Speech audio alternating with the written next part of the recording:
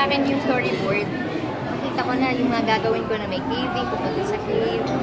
Sabi ko, wag na mag-double dyan, ako na yan talaga. So, tinotoo nga nila. So, ako lahat lang yon. And na-enjoy ko naman. Parang naging preparation ko siya sa pag-akit ko sa Pico de Oro. So, nauna to bago? Nauna yan, opo. At saka na-inspire talaga ako kasi nagawa ko na dun eh. So, parang nagiging outdoorsy ka na ngayon? Outdoorsy. Ano ba to? Parang talagang ina-enjoy mo yung vacation mo from showbiz? Yes. At saka yung time na kasi limited lang din naman yung binibigay sa'yo na free day. So, better na to make most out of it, diba? Sarah, so after you did yung caving, tapos nag-whale diving ka, what else is on your bucket list? Like, sunod-sunod na yung mga adventures mo. What else? But, yun nga po, more outreach pa.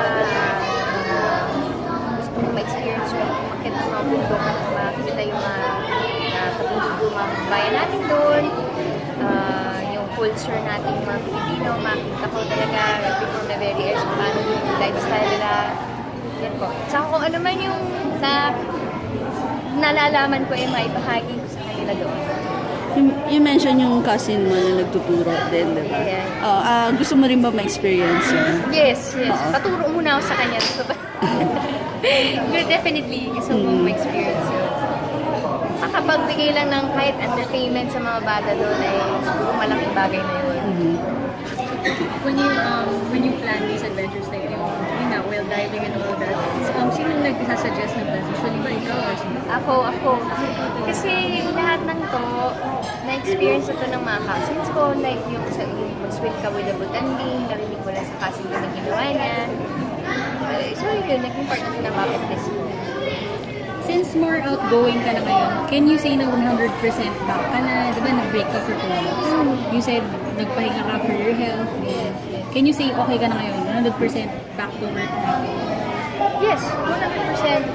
Yung mindset ko is talagang mas energized, mas motivated to work harder and harder.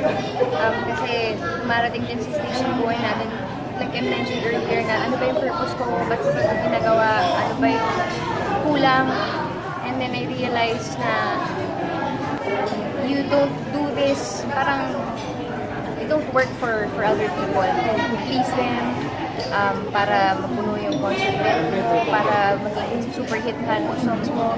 Hindi eh. Ang pinaka-importante pala sa lahat, or yung main goal mo dapat is to share whatever you have, kung ano yung talento binigay sa'yo ng Panginoon, regardless kung bunga siya ng konti or sangkatutak. Ang pinaka-importante is to glorify, honor Him kung ano yung ginagawa mo sa buhay mo.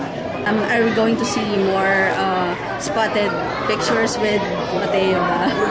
Soon. Hinirit ka na. Sige po, so okay na. Okay. Nurse. Thank you. Good night.